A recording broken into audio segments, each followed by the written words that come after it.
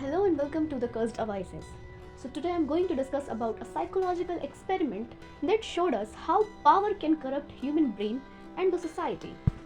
In 1971, psychologist Philip Zimbardo conducted one of the most disturbing psychological studies ever known as the Stanford Prison Experiment. The goal was simple: to understand how ordinary people behave when placed in positions of power or submission. But what followed shocked the world and forced the experiment to end early. In this experiment, Philip turned a college basement into a prison. 24 normal students entered, half as guards, half as prisoners. It was supposed to last 2 weeks, but by day 2, something changed. Guards stopped acting and started controlling. They humiliated prisoners. They took away their identity, their sleep, their dignity, and the prisoners, they stopped resisting.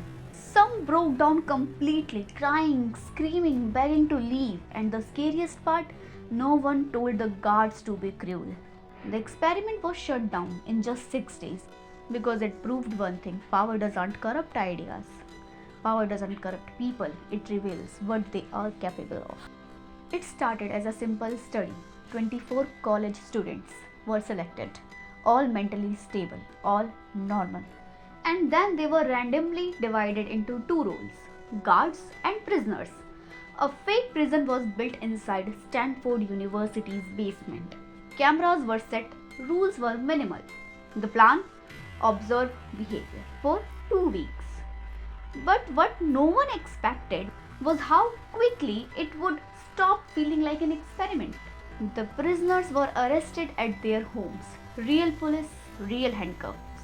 They were blinded, stripped, given numbers instead of names. They weren't people anymore. They were inmates. The guards, they were given uniforms, sunglasses, and power. No strict instructions. Just one rule: maintain order. At first, it felt like a game, and then it didn't.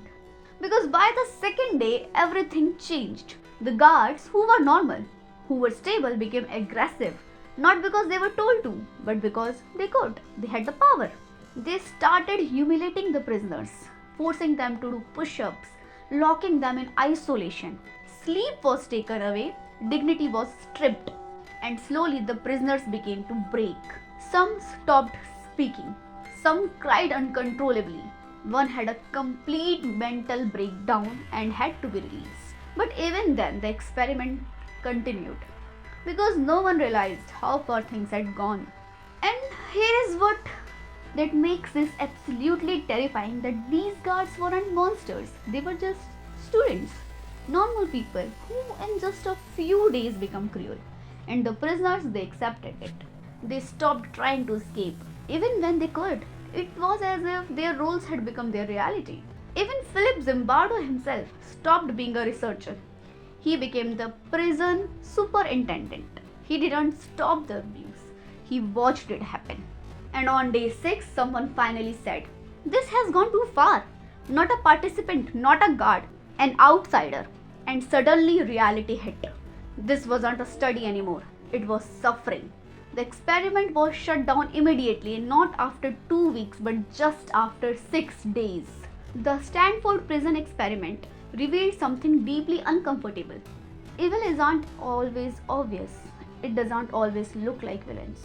Sometimes it looks like ordinary people, put in the wrong situation, given power, given control, given a reason to forget humanity.